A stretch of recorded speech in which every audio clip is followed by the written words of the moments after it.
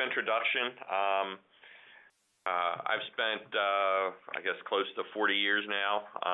Started working back in 1978, actually at Boeing Helicopters. Most of the time I have been in the area of composites.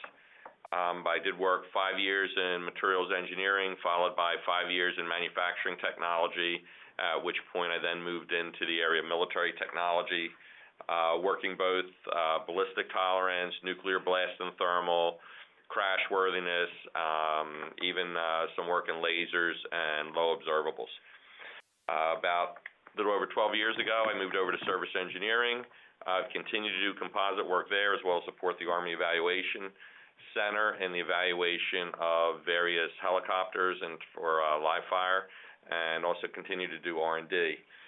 What I'm going to present to you today, or this afternoon, I should say good afternoon for those on the East Coast, those located elsewhere, good morning.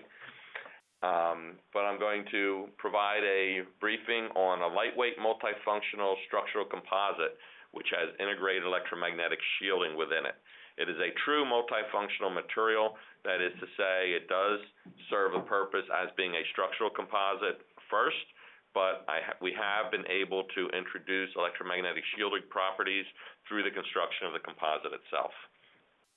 A little bit of background associated with it is that this started as an SBIR topic for electromagnetic hardened composite enclosures for aircraft systems. The electromagnetic environments range from natural to man-made. You have everything from lightning, EMP, communications, HPM. We needed to cover all those aspects. Currently, shielding that is used to protect electronics within the aircraft systems are metal boxes, and they can tend to be quite heavy. This is really no different than when it comes to helicopters or other structures. It takes a good bit of metal to provide the shielding that's required to defeat these either environment or threats. So the main objective was to develop a structural composite capable of providing protection for electronics from both HPM as well as EMP. We had to meet shielding requirements, which I've listed here for metallic enclosures. And one of the key elements is the requirement was to demonstrate a weight reduction over the similar metallic structures of 50 to 70%, as well as at the same time maintaining the structural and operational characteristics associated with a metallic enclosure. Such things as durability, mechanical integrity, thermal conductivity, damage tolerance, etc. And it had to be affordable. We had to show a manufacturing process that was scalable and that was not out of the norm. The electromagnetic shielding requirements were based on those established for electronics enclosures. Although what is shown here is we've looked at the various MIL standards.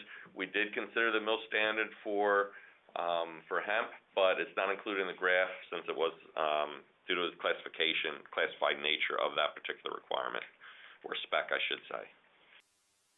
Material shielding effectiveness was based on properties of an Air Force baseline test aluminum. They provided us with a test aluminum box that they use.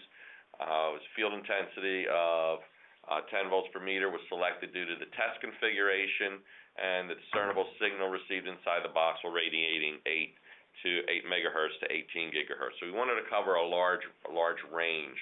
The shielding effectiveness was calculated from the field intensity within the box. What's shown in these photos on the left is the actual metallic box, or the electronic enclosure box that was given to us, a representative box, and then the test setup on the right that was used to actually measure the shielding associated with that aluminum box. This provided us with average shielding strength.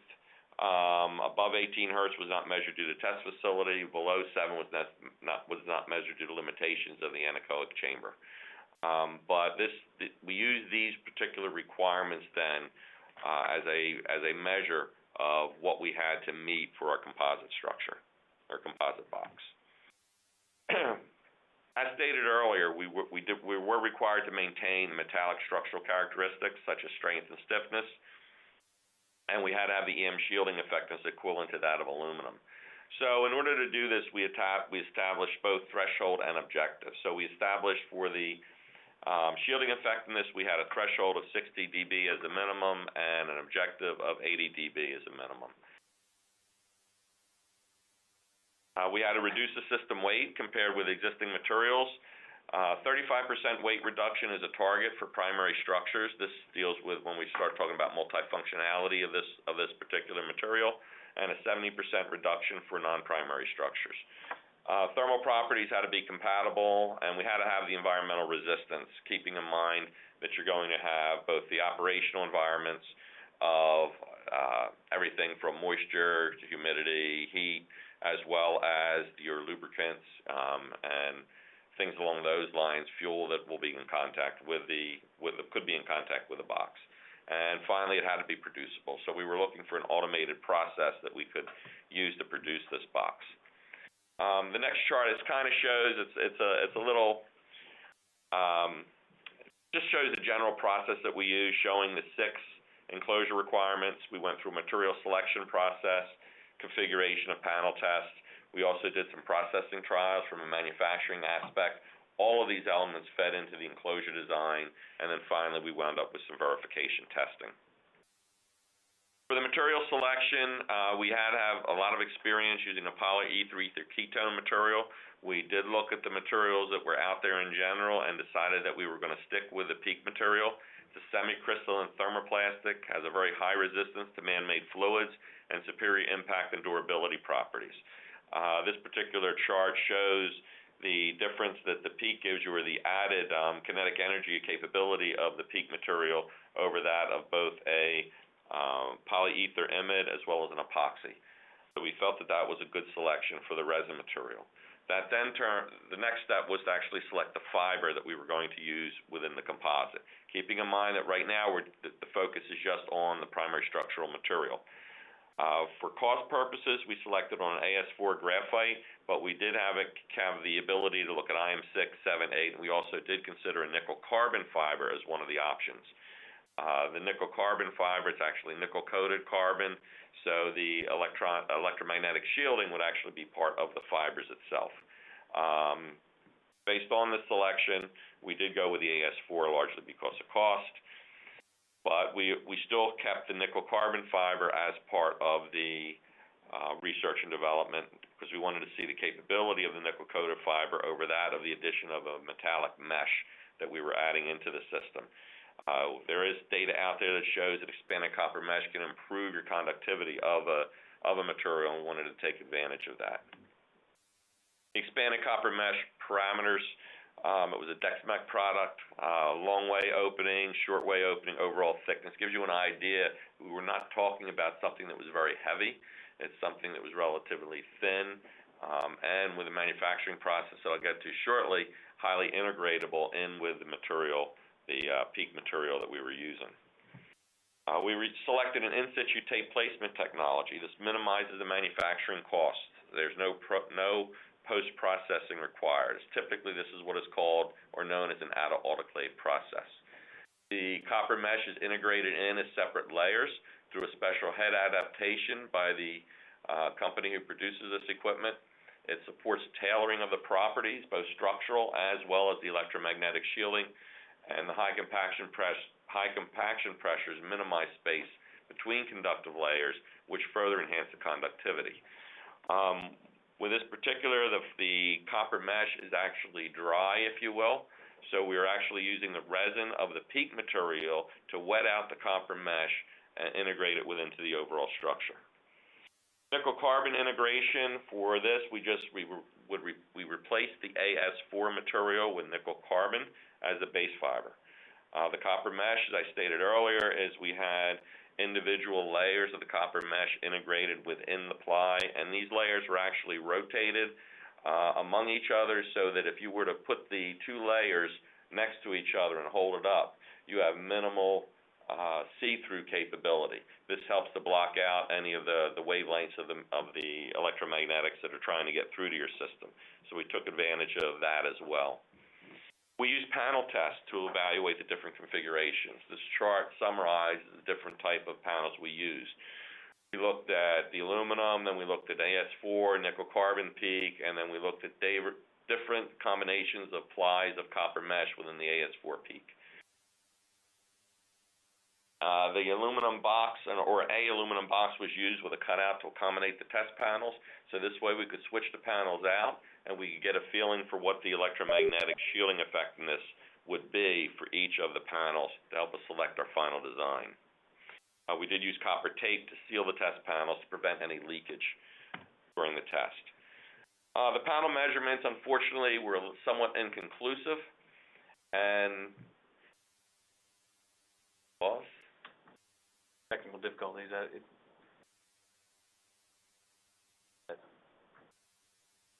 Okay.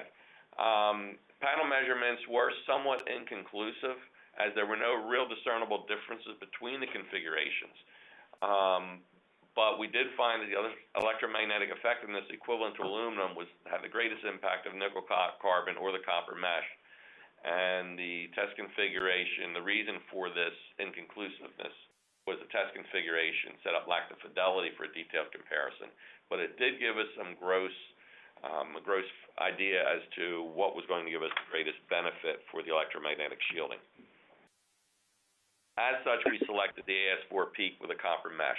It was slightly better performance than the nickel carbon PEEK with copper mesh. Copper mesh uniform, consistent with tape, was compatible with the fabrication process. As I stated earlier, there was a specialized head that was used, and in the case of the nickel carbon, we tried to protrude the impregnated tape, and it exhibited raw material inconsistencies, which would explain why we did not get the performance that we felt we should get with the nickel carbon as compared to that of the copper mesh. And you can see from the chart that they do track each other quite well, but the nickel carbon is slightly underperforms that of the AS4 with the copper mesh. So once we selected the material system, we had to go and build, or we had to fabricate an enclosure configuration to verify the electromagnetic design. We duplicated that of the aluminum box that was provided to us by the Air Force. We wanted to maintain the form, fit, and function. We looked at it in terms of, through our design, we felt that we would have comparable thermal properties, and then we had to achieve a 50 to 70% weight reduction. And as the chart shows, 50% reduction would be 16.25 pounds, and the 70% reduction took us down to 9.7 pounds off of a baseline of 32.5 pounds. So the enclosure main body was in situ process, rectangular layup mandrel with 3 bodies fabricated on a single tool. We fabricated 3 structures on the one tool, and then we segmented into 3 individual pieces. End plates were fabricated on a flat heated layup table. There was some minor warping in the end plates. But due to the closed configuration, we were able to optimize the ply stacking sequence. Similar construction was used between the end plates and the main body. Basic construction there shows you the layups that we used. 90-degree plies were located in different portions of the stack sequence. Aluminum angles to simplify construction in a future. Or actually on an aircraft, these aluminum angles would actually be composite, further reduce the weight. Rounded corners where possible. That also helps reduce the electromagnetics, or enhance the electromagnetic shielding capability, and then we minimize seams to reduce the leakage itself. Keep in mind the structure had to be constructed in such a manner so we could get it in and out of the system, and you would have to do something normally anyway to get access at least from one side to install your electronics. Copper mesh was fully integrated with the AS4 PEEK. There was no added resin to the copper mesh. Our belief is that did benefit us in terms of typically your resin acts as an insulator to the metal. Less resin, the better are you for the conductivity. There was no indication of gaps, delamination, cracks, or flaws. These are some macro photos, and you can actually see the copper material. Shiny spots, if you will, are the copper that is embedded into the AS4 PEEK structure. Now for the good news, the enclosure weight comparison. We actually managed to achieve a 76% weight reduction over the aluminum box. We went from 32.5 pounds down to 7.6 pounds. We were able to maintain the form, fit, and function We had equivalent structural operational characteristics. We managed to improve the damage tolerance due to the damage tolerance of the PEEK material that was used. And we also had maintained, and we will go even as far as to say enhance the environmental chemical resistance. That included the CBurn, radiological, as well as decontamination. The PEEK material is excellent for chem-bio, radiation, as well as handles the decontamination materials quite well. For the material verification testing, the particular box was taken and tested exactly the same way as the aluminum box was, and it turned out it was comparable to the aluminum baseline. There were actually high and low frequency improvements over that of the aluminum. Both of them track very well. There are areas where the aluminum may have outperformed, but overall the composite tracked, and as I stated earlier, the low and high frequency, we did see improvements in the electromagnetic shielding. So when we looked at the material, we tried to sum it up in terms of the shielding capability of the developed material as a function of different types of events. And you can, on here we have the EM interference compatibility, EMP, HPM, and with multifunctional material, we're able to cover all of those areas, getting all the way up into the above the 80, 100, 120 dB effectiveness area.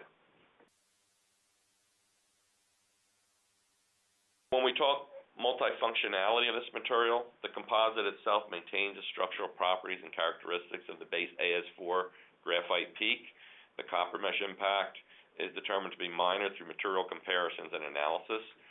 Impact of structural properties depends on the amount and placement in the laminate of the copper mesh.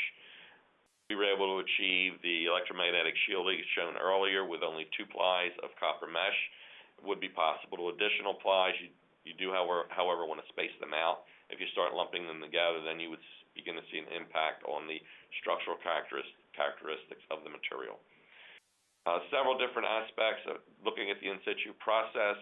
We have demonstrated in the past the ability to build a tail cone. That's the center picture.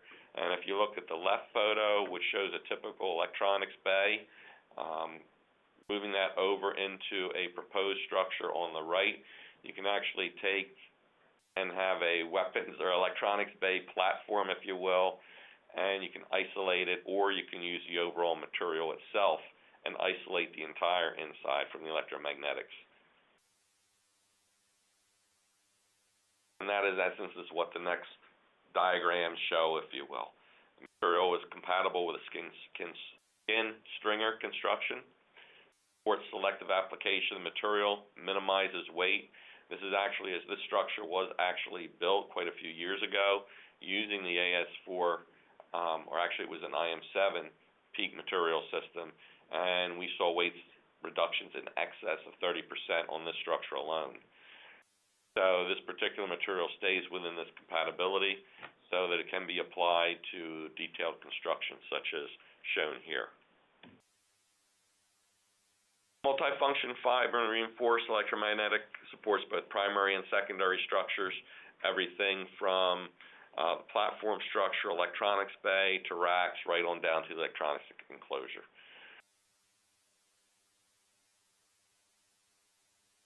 So the conclusions for this material in the program, we do have a shielding capability to provide protection capabilities against various electromagnetic threats. The effectiveness trends that of the aluminum, with improvements in both high and low frequency levels. The material can be used in both primary and secondary structures with weight reductions when it looks at an electronic box of exceeding 30% and weight reduction for structural applications estimated to exceed 30%. That would be the case of if you were to build, let's say, an entire fuselage out of the material and have everything within it shielded, you still expect to get at least 30% weight reduction over the overall structure. Let alone the weight you would then not have to carry with your aluminum boxes. Additional benefits is in thermal energy dissipation, and there is a potential for laser protection as well due to the improved enhanced conductivity in the material.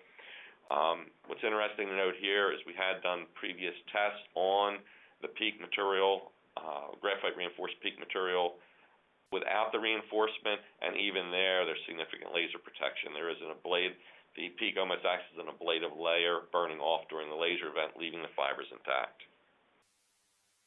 Future work we've identified is to develop an EM predictive tool to support the design process.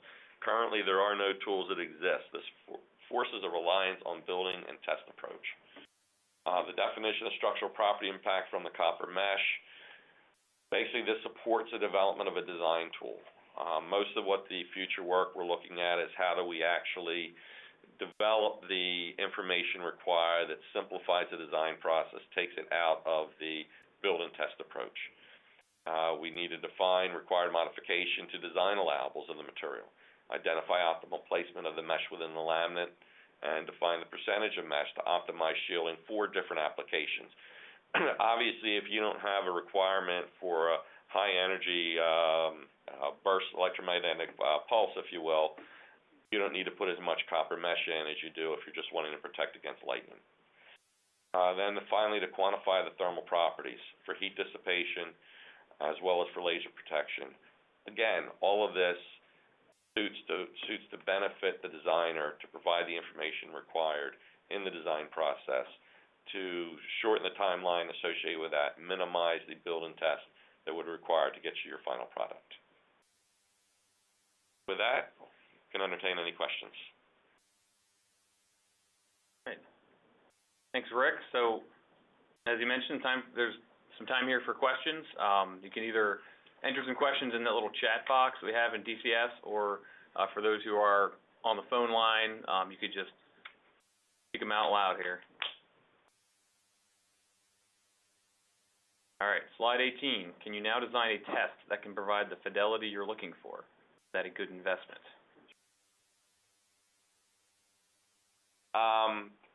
Talking to our chief electromagnetics or chief electrical engineer here, the answer is yes. She had significant ideas on how we could better improve that test, and it would be a good investment, because the idea here is if we can go with the panel testing first, it's a lot cheaper, more economical than having to go straight to building of a test article, a full-size test article.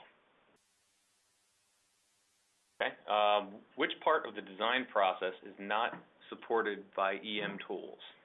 The part there that's not supported right now is you don't know when you start putting your mesh, you don't know both the alignment of the mesh in terms of the hole arrangement of the mesh, as well as where it falls in the stack up, as well as how many plies.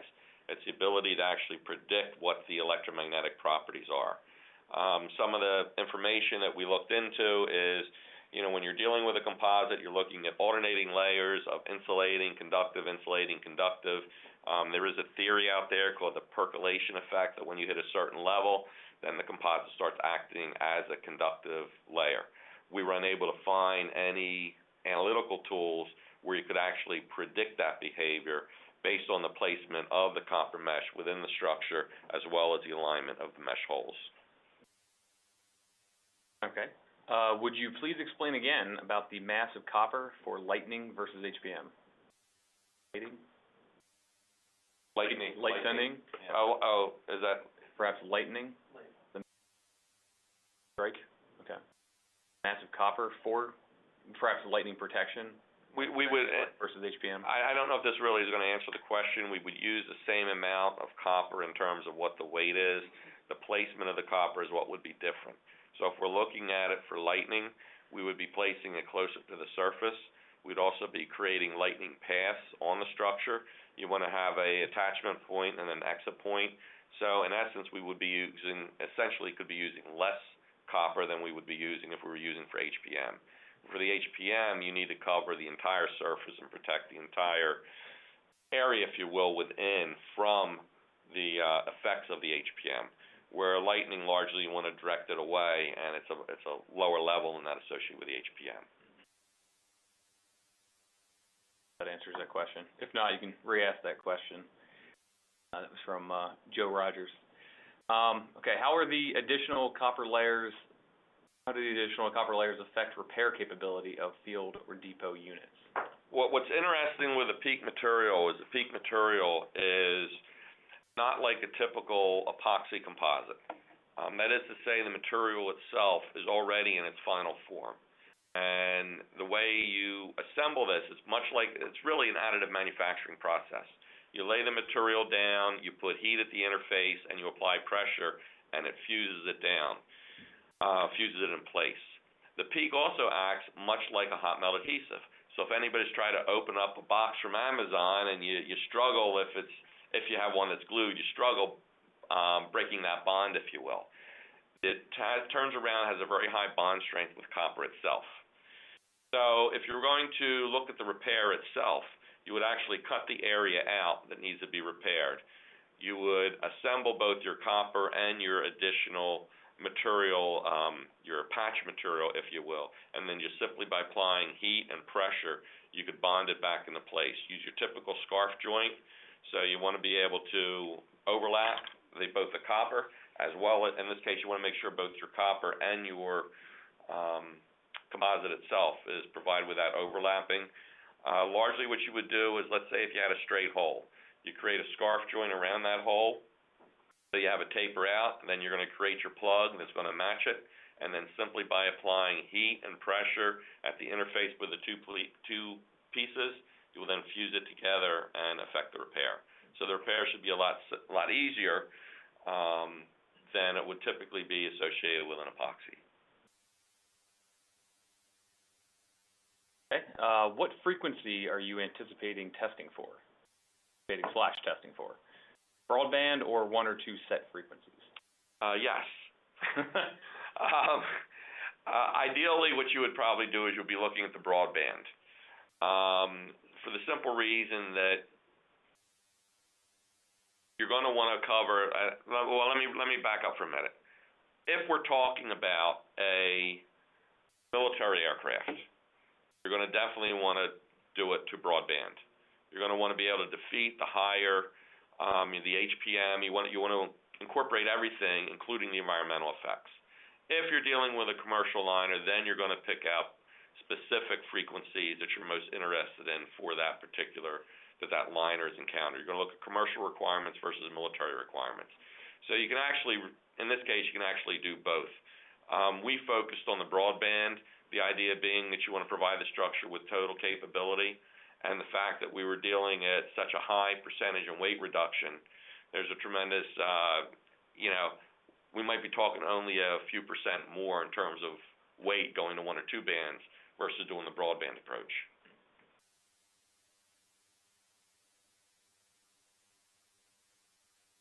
Any other questions that anyone would like to voice or type into the chat box here?